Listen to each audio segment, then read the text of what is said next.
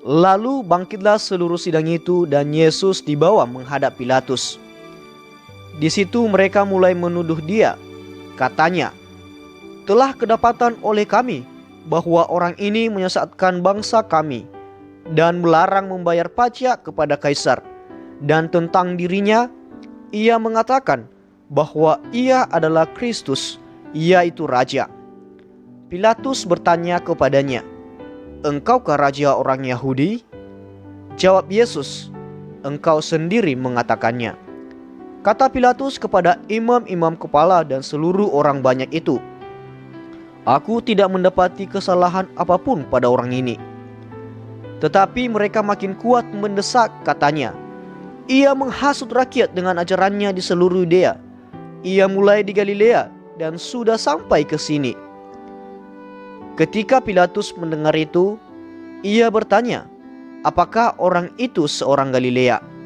Dan ketika ia tahu bahwa Yesus seorang dari wilayah Herodes, ia mengirim dia menghadap Herodes yang pada waktu itu ada juga di Yerusalem. Yesus di hadapan Herodes. Ketika Herodes melihat Yesus, ia sangat girang, sebab sudah lama ia ingin melihatnya, karena ia sering mendengar tentang dia. Lagi pula ia mengharapkan melihat bagaimana Yesus mengadakan suatu tanda. Ia mengajukan banyak pertanyaan kepada Yesus, tetapi Yesus tidak memberi jawaban apapun. Sementara itu, imam-imam kepala dan ahli-ahli Taurat maju ke depan dan melontarkan tuduhan-tuduhan yang berat terhadap dia. Maka mulailah Herodes dan pasukannya menista dan mengolok-olokkan dia. Ia mengenakan jubah kebesaran kepadanya, lalu mengirim dia kembali kepada Pilatus. Dan pada hari itu juga bersahabatlah Herodes dan Pilatus. Sebelum itu mereka bermusuhan. Yesus kembali di hadapan Pilatus. Lalu Pilatus mengumpulkan imam-imam kepala dan pemimpin-pemimpin serta rakyat dan berkata kepada mereka, "Kamu telah membawa orang ini kepadaku sebagai seorang yang menyesatkan rakyat. Kamu lihat sendiri bahwa aku telah memeriksanya, dan dari kesalahan-kesalahan yang kamu tuduhkan kepadanya, tidak ada yang kudapati padanya. Dan Herodes juga tidak, sebab ia mengirimkan dia kembali kepada kami. Sesungguhnya tidak ada suatu apapun yang dilakukannya yang setimpal dengan hukuman mati. Jadi aku akan menghajar dia, lalu melepaskannya. Sebab ia wajib melepaskan seorang bagi mereka pada hari raya itu." Tetapi mereka berteriak bersama-sama, "Enyahkanlah dia, lepaskanlah Barabas bagi kami." Barabas ini dimasukkan ke dalam penjara berhubung dengan suatu pemberontakan yang telah terjadi di dalam kota dan karena pembunuhan. Sekali lagi Pilatus berbicara dengan suara keras kepada mereka karena ia ingin melepaskan Yesus. Tetapi mereka berteriak membalasnya, katanya, "Salibkanlah dia, salibkanlah dia." Kata Pilatus untuk ketiga kalinya kepada mereka, "Kejahatan apa yang sebenarnya telah dilakukan orang ini? Tidak ada suatu kesalahan pun yang kudapati padanya yang setimpal dengan hukuman mati. Jadi aku akan menghajar dia, lalu melepaskannya." Tetapi dengan berteriak mereka mendesak dan menuntut supaya ia disalibkan. Dan akhirnya mereka menang dengan teriak mereka. Lalu Pilatus memutuskan supaya tuntutan mereka dikabulkan, dan ia melepaskan orang yang dimasukkan ke dalam penjara karena pemberontakan dan pembunuhan itu sesuai dengan tuntutan mereka. Tetapi Yesus diserahkannya kepada mereka untuk diperlakukan semau-maunya.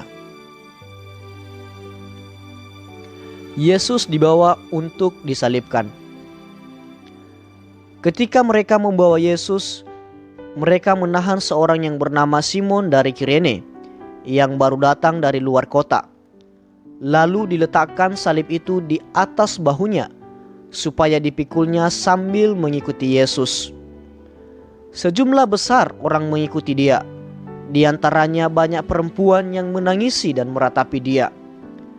Yesus berpaling kepada mereka dan berkata, "Hai putri-putri Yerusalem, janganlah kamu menangisi aku, melainkan tangisilah dirimu sendiri dan anak-anakmu. Sebab lihat, akan tiba masanya orang berkata, berbahagialah perempuan mandul dan yang rahimnya tidak pernah melahirkan dan yang susunya tidak pernah menyusui. Maka orang akan mulai berkata kepada gunung-gunung, runtuhlah menimpa kami, dan kepada bukit-bukit, timbunlah kami. Sebab jikalau orang berbuat demikian dengan kayu hidup, apakah yang akan terjadi dengan kayu kering?" Dan ada juga digiring dua orang lain, yaitu dua pejahat, untuk dihukum mati bersama-sama dengan dia. Yesus disalibkan. Ketika mereka sampai di tempat yang bernama Tengkorak, mereka menyalibkan Yesus di situ, dan juga kedua orang penjahat itu, yang seorang di sebelah kanannya dan yang lain di sebelah kirinya. Yesus berkata, "Ya Bapa, ampunilah mereka, sebab mereka tidak tahu apa yang mereka perbuat." Dan mereka membuang undi untuk membagi pakaiannya. Orang banyak berdiri di situ dan melihat semuanya. Pemimpin-pemimpin mengejek dia, katanya, "Orang lain ia selamatkan. Biarlah sekarang ia menyelamatkan dirinya sendiri, jika ia adalah Mesias, orang yang dipilih Allah."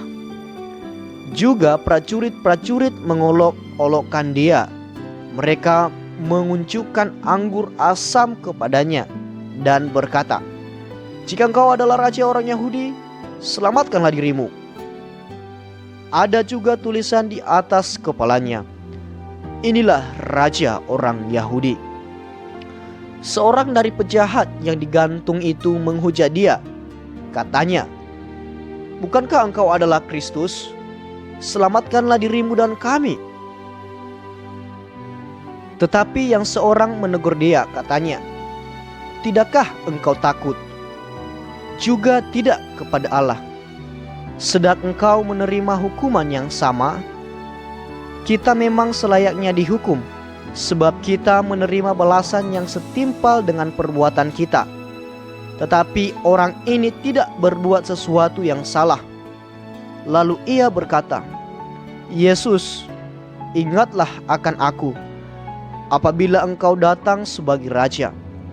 Kata Yesus kepadanya, "Aku berkata kepadamu, sesungguhnya hari ini juga engkau akan ada bersama-sama dengan aku di dalam Firdaus." Yesus mati. Ketika itu hari sudah kira-kira jam 12, lalu kegelapan meliputi seluruh daerah itu sampai jam 3, sebab matahari tidak bersinar dan tabir bait suci terbelah dua. Lalu Yesus berseru dengan suara nyaring, "Ya Bapa, ke dalam tanganmu kuserahkan nyawaku." Dan sesudah berkata demikian, ia menyerahkan nyawanya. Ketika kepala pasukan melihat apa yang terjadi, ia memuliakan Allah, katanya, "Sungguh orang ini adalah orang benar."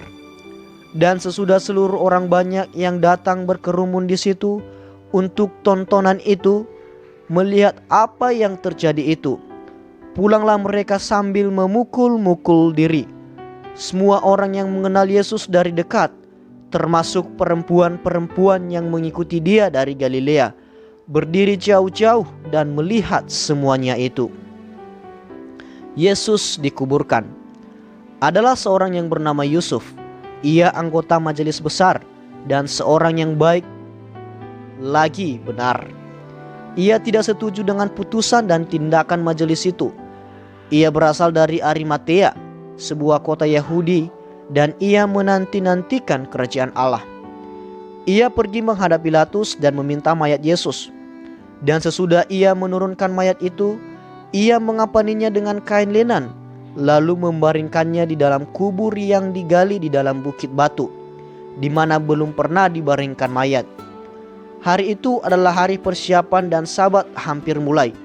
Dan perempuan-perempuan yang datang bersama-sama dengan Yesus dari Galilea ikut serta, dan mereka melihat kubur itu dan bagaimana mayatnya dibaringkan.